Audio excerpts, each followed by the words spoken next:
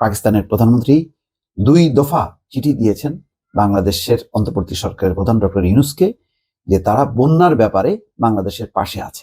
আজও তিনি চিঠি দিয়েছেন এবং বলেছেন যে তারা এই ব্যাপারে তাদের কার্যক্রম শুরু করতে চায়। পরিষ্কার, এই বন্যা ইস্যুতে পাকিস্তান সহায়তার হাত বাড়াতে চায়, সহযোগিতা করতে চায়, কিন্তু অবশ্যই এর পেছনে আঞ্চলিক রাজনীতি, কূটনীতি আছে। আর সেই বিষয়টি ভারতের কাছে স্পষ্ট হবার পর তাদের মধ্যে উদ্বেগ, উৎকণ্ঠা তৈরি হয়েছে এবং সেটি কোনো গোপন বিষয় না, প্রকাশ্যে এসছে। ভারতের বিভিন্ন গণমাধ্যমেও সেটি লেখালেখি হচ্ছে যে রাজনৈতিক পট পরিবর্তনের সাথে সাথে পাকিস্তান কেন সক্রিয় হলো। আজকে একটা রিপোর্ট, ভারতীয় একটি গণমাধ্যম প্রতিদিন, সেখানে লেখা আছে যে হাসিনা সরতেই পাকিস্তানের দূতের সঙ্গে আলোচনা বাড়াচ্ছে বিএনপি। কি মতলব ইসলামাবাদের? সেই খবরে বলা হচ্ছে শেখ হাসিনা সরতেই পাকিস্তানের সঙ্গে সম্পর্ক আরো মজবুত করছে বিএনপি।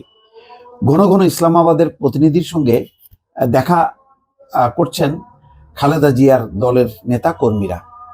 হাসিনার সরকারের পতনের নেপথ্যে পাকিস্তানের অঙ্গুলি লেহন ছিল বলেও মনে করেন কূটনীতিক বিশ্লেষকরা। দর্শক, বুঝতেই পারছেন যে তার মানে যে হাসিনার পতনের পেছনে পাকিস্তান কলকাঠি নেড়েছে, সেটাও কিন্তু ইঙ্গিত করছে। বাংলাদেশের সংবাদ মাধ্যম প্রথম আলোর সূত্রের খবর, শুক্রবার ঢাকার গুলশানে বিএনপির চেয়ারপারসনের কার্যালয়ে পাকিস্তানের হাইকমিশনার সৈয়দ আহমেদ মারুফ বিএনপি মহাসচিব মির্জা ফখরুল ইসলাম আলমগীরের সঙ্গে সাক্ষাৎ করেন। বৈঠকে উপস্থিত ছিলেন দলের অন্যান্য নেতারাও। কি কি বিষয় নিয়ে আলোচনা হয় ওই বৈঠকে? সাংবাদিকদের প্রশ্নের উত্তরে বিএনপি নেতা আমির খসরু বলেন, দুদেশের স্বাধীনতা, সার্বভৌমত্ব অক্ষুণ্ণ রেখে পারস্পরিক সম্পর্ক শ্রদ্ধা বজায় রেখে একে অপরের সম্পর্ককে কিভাবে এগিয়ে নিয়ে যায় সেই বিষয় নিয়ে আমরা আলোচনা করেছি। বিএনপির এই নেতা আরো বলেন, বাংলাদেশে এতদিন পৃষ্ঠপোষকতার ব্যবসা বাণিজ্য ছিল, এতে কিছু মানুষ লাভবান হয়েছে। সবার জন্য সমান সুযোগ ছিল না, কিন্তু এখন সেই পরিস্থিতির অবসান ঘটেছে। এতে দুই দেশ একে অপরকে সহযোগিতা করবে। তার মানে বোঝা যাচ্ছে যে ইঙ্গিত পরিষ্কার মির্জা ফখরুলের পক্ষ থেকে, যেখানে ব্যবসা বাণিজ্যে শুধুমাত্র ভারতের অংশগ্রহণ ছিল বা অনুপ্রবেশ ছিল, সেখানে অন্য দেশের ছিল না, তার মানে পাকিস্তানের ছিল না। এখন সেটি উন্মুক্ত হবে, কারোর সাথে ভেদাভেদ রাখা হবে না। এটি হলো প্রকাশ্য বক্তব্য, কিন্তু এটি পরিষ্কার যে রাজনৈতিক পট পরিবর্তনের সাথে সাথে ভারত শুধু শেখ হাসিনাকে হারায়নি, একই সঙ্গে তারা নিজেরাও হেরে গেছে। এটা সবার কাছেই পরিষ্কার এবং তারা বোঝার চেষ্টা করছে যে এই পট পরিবর্তনের পর পাকিস্তান এবং চীন, তার দুই আজন্ম শত্রু, তারা কিন্তু ঢুকে গেছে। দুদিন আগে চীনের যে রাষ্ট্রদূত, তিনি দেখা করেছেন মির্জা ফখরুলের সঙ্গে এবং তার পাশে বসে বক্তব্যও দিয়েছেন। সেখানে বলেছেন যে তারা শুধু সরকারের সঙ্গে না, রাজনৈতিক পর্যায়েও যোগাযোগ বাড়াবে, যে যোগাযোগটা এতদিন আওয়ামী লীগের সঙ্গে বাড়িয়েছে, তো এখন তারা বিএনপির সঙ্গে বাড়াবে। তো বিএনপির সঙ্গে বাড়ানোতে উদ্বেগ, উৎকণ্ঠা, কেননা ভারতের পছন্দের দল এবং সরকার হচ্ছে আওয়ামী লীগ। সেখানে বিএনপির প্রতি তাদের আগেও বিশ্বাস ছিল না, এখনো বিশ্বাস নেই, কিন্তু কিছুই করার নেই, কেননা গণ অভ্যুত্থানের মধ্য দিয়ে একটা সরকারের পরিবর্তন ঘটেছে। সেই পরিবর্তনটা একেবারেই অপ্রত্যাশিত ছিল, যেটি ভারত কখনো কল্পনাও করেনি। আবার এখন এই আলোচনাও হচ্ছে যে ভারত কেন এইভাবে পরাস্ত হলো, কেন এইভাবে তাদের চোখের সামনে ভারত অন্য বলয়ে ঢুকলো। সে কারণেই কিন্তু ভারতের মোদী সরকারের পররাষ্ট্র নীতির সমালোচনা হচ্ছে। বলা হচ্ছে ভারত বাংলাদেশের জনগণের সাথে সম্পর্ক না রেখে তারা দল এবং ব্যক্তির সঙ্গে সম্পর্ক রেখেছে এবং তারই খেসারত দিতে হচ্ছে।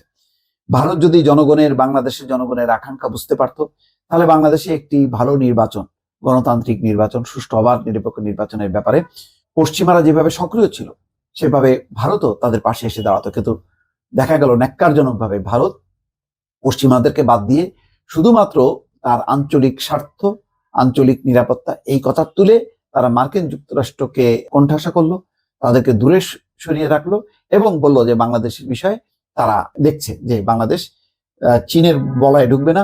এই নিশ্চয়তা দিয়ে তারা বাংলাদেশের নির্বাচন তখনকার যেই ক্ষমতাসীন সরকার তাদের মতন করতে দিল, যা হওয়া তাই হয়েছে।